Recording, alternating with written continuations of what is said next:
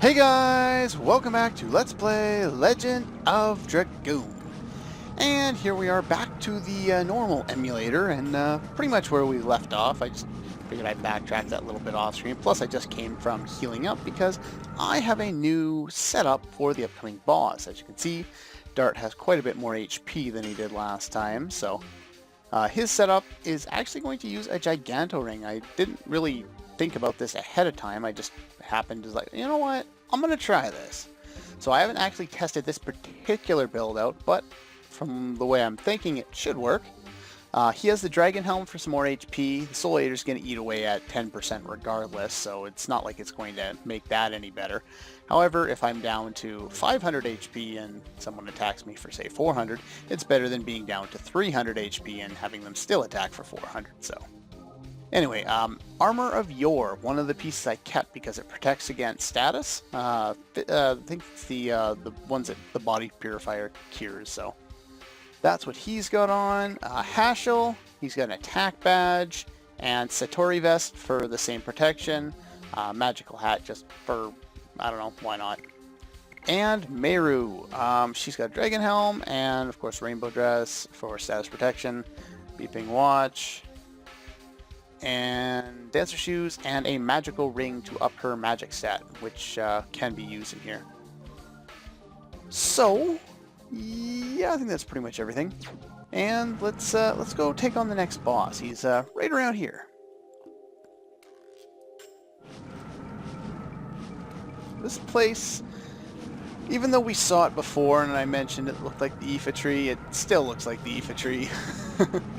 Everywhere is just kind of the same. I guess the Aoife tree was a little greener than this, but what'll be soon.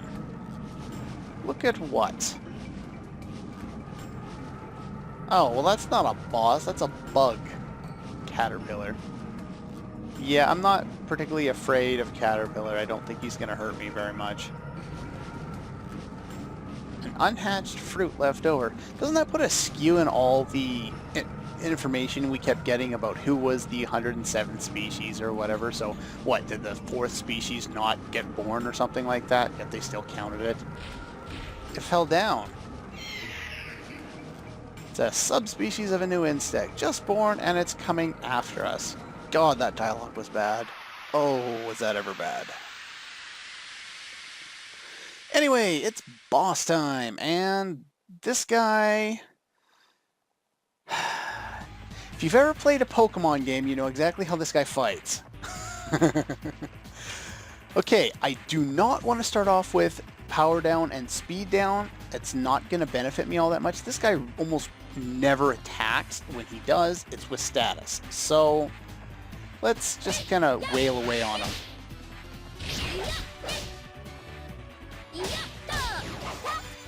Do as much damage as we can. He's probably immune to status. Most of them are. Hey, look at that. He attacked me. That never happens. Okay, we'll just keep beating on him for now. This is the first boss in a long time that I don't have a really fast way of getting around, you know, how much HP he has and being able to beat him really quickly. I do have a way of speeding the process up, but I don't have a way to go in like I did with the last number of bosses and take them out in, you know, 2-3 shots. So just keep using additions. This is not the best party for this boss fight by any stretch of the imagination, but they're the lowest level right now, though after this they probably won't be anymore. That was poison. Good thing I have protection on everybody against it, so I don't have to worry. Still, no more strategy yet. Oops. Pressing the button would be a beneficial part of strategy, I guess.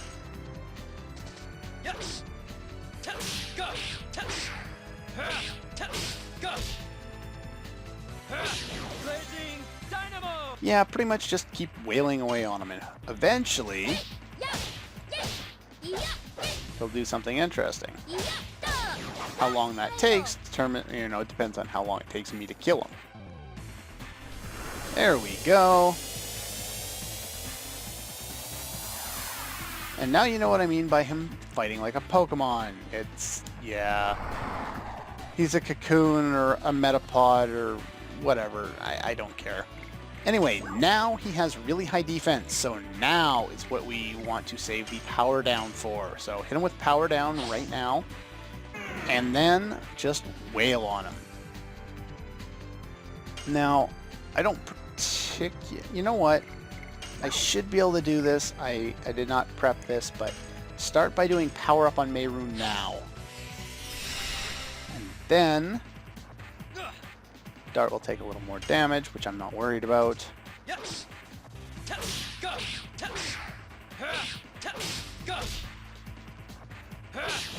And yeah, we do quite a bit more damage against him now. We normally would have done just about 1,000, maybe under. Now, please tell me I practiced this correctly, or timed it right. Yes! Okay, so we did just enough damage with those two that the Metapod is evolving! No. So yeah, it turns into a weird butterfly, demon, succubus thing. I don't know. Anyway, and then now it is Meru's turn, which timing is perfect. So, now that we have a turn, we want to use the Psych Bomb X, and hopefully I can remember how to do button mashing.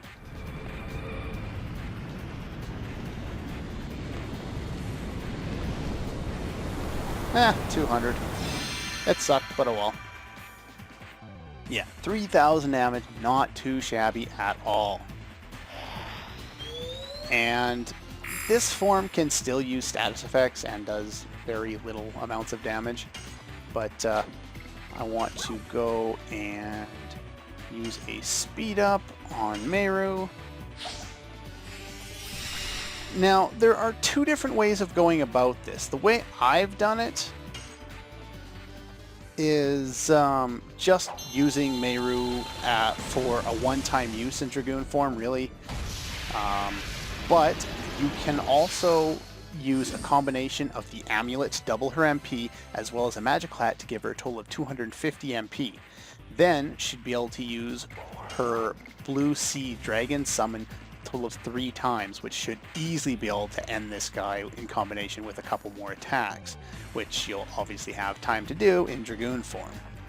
So let's, I don't think I've shown this one off, so here you go.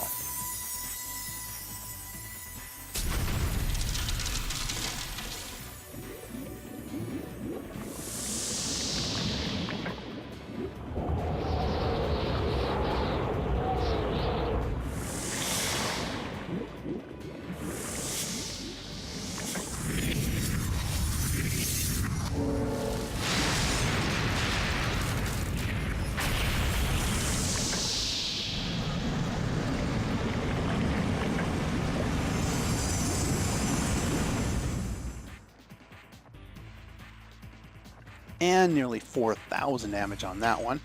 Because we're in a proper field and I gave him physical damage, I might as well use Dart's normal attack. Dart in Dragoon form, or well, during a blue field, not particularly useful with his magic, just like Meru isn't when I'm trying to use her when I've got Dart, got the whole field effect going. Now, I might as well just use Freezing Ring. It'll do more than her normal attack will at this point. And we should pretty much have this guy.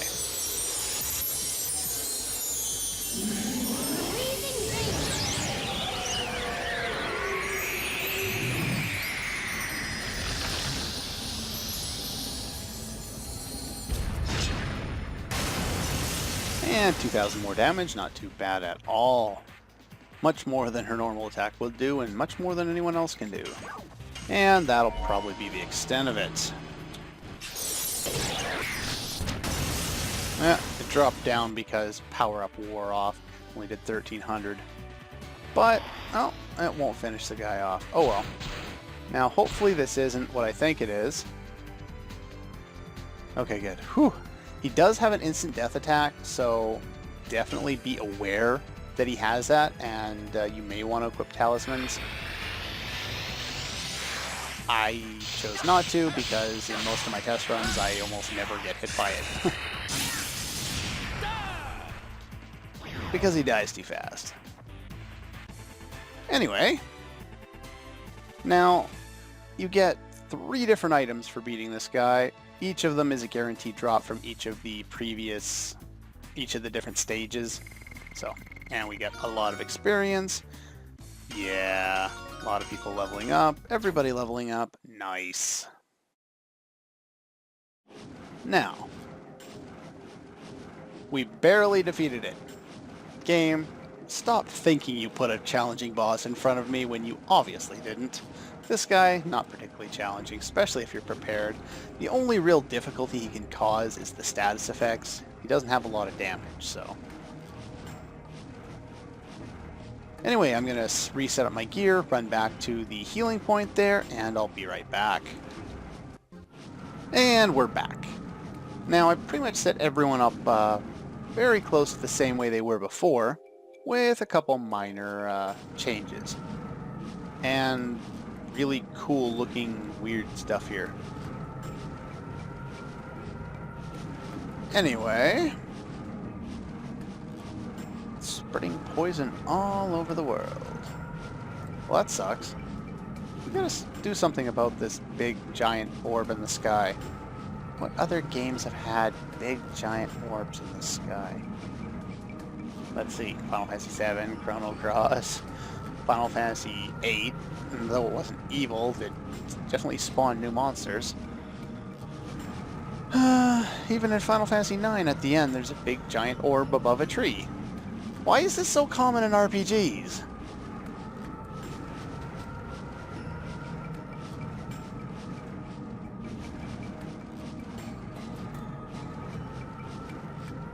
Okay, so it won't be born, so we have to stop that. We failed to stop everything else. I'm not too happy about our chances right now, guys. I think we're pretty screwed.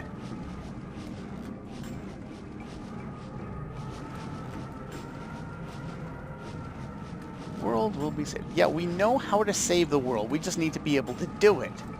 So, how are we going to do what we have failed to do every other time we've tried so far?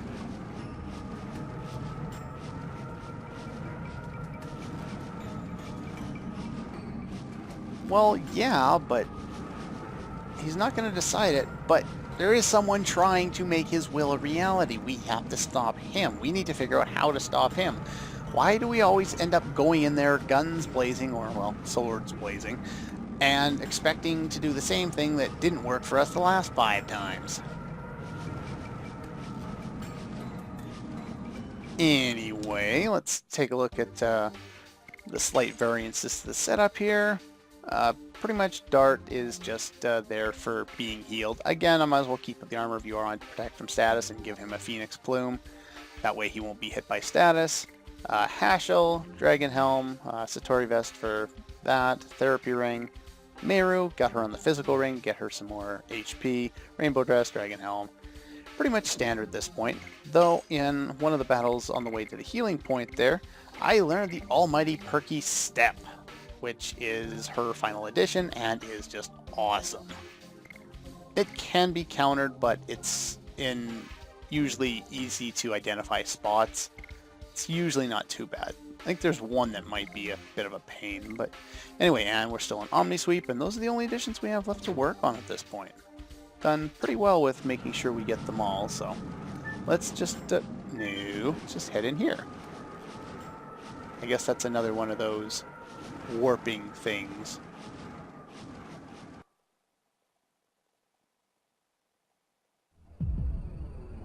There we go. This one doesn't make the game glitch up, which is nice. And now we get, well, pretty much the theme every time we ran into a creepy situation. Usually it was Virage. Wonder if that means anything.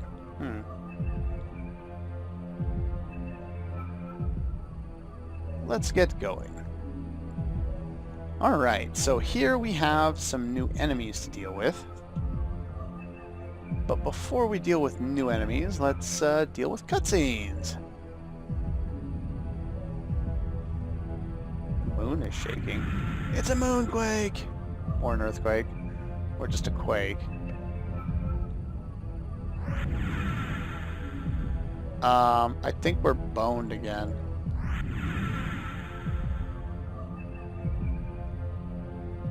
Yeah, pretty much. So, what's going on then? Huh? What the hell is going on? Is it like building on something? It looks like it's just building new layers or something. It's kind of weird. And it warps us all to a forest with weird lines of power all over the place. Unless they've been growing stuff on the moon, the FBI been doing this or something, and we haven't known it up until now. I don't think there are trees on the moon.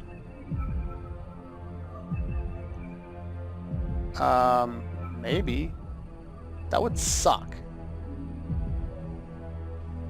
Yeah, that thump in the background, it's supposed to be the heartbeat. I think that's a new part of the track, though it might have been there from the beginning, I can't recall.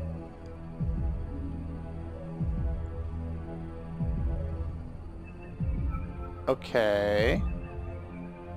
We're still in the moon, yes. But we gotta keep moving.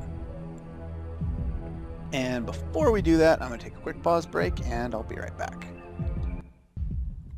Okay. Just wanted to adjust how much time or figure out how much time I had. And now we can take on a couple of new enemies, collect some treasure, but I can't proceed with the next plot point. I don't have enough time today. So, let's see what we can do here. We have unicorns, which don't exist, and they can heal and use some magical attacks, and a swift dragon, which can use dispiriting, fear, and some magical attacks that, again, I don't particularly care about.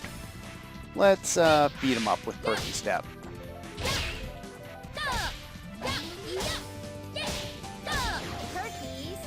Which has a lot of SP, but is not particularly powerful at this stage. It will get better. Oh, will it ever get better?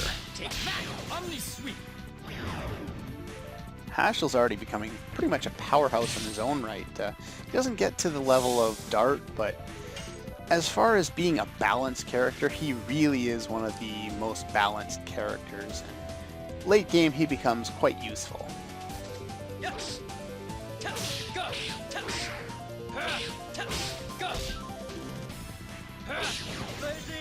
There's not much to these guys. The unicorn, I think, can drop some like healing items or something like that, but I'm not... Oopsies, I missed. But I'm not particularly worried about them. Alright, let's finish them off with Hashel.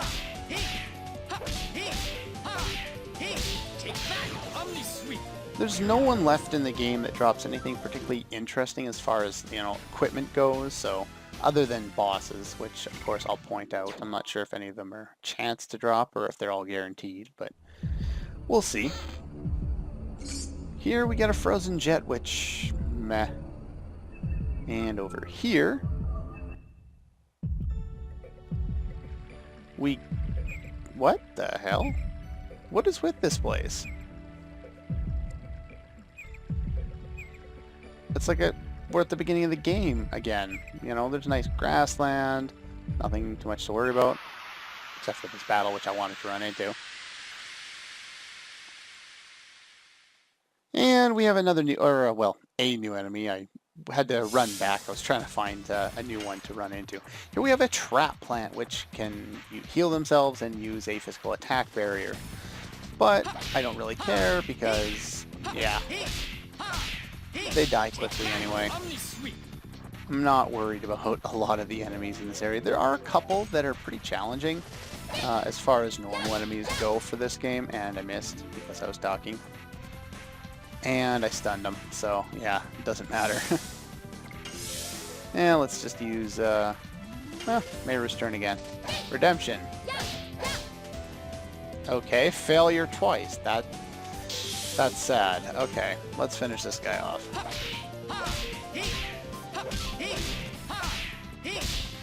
There we go. And I'm not sure if there are any other new enemies in this part. No. I don't think so. I think all the other new enemies are further on. But that's all the time I have for this episode of Let's Play Legend of Dragoon. Next time, we will continue on with the story sequences and figure out where we go next, from forest to grassland to who knows. Anyway, that's all for this one, and I'll see you guys next time.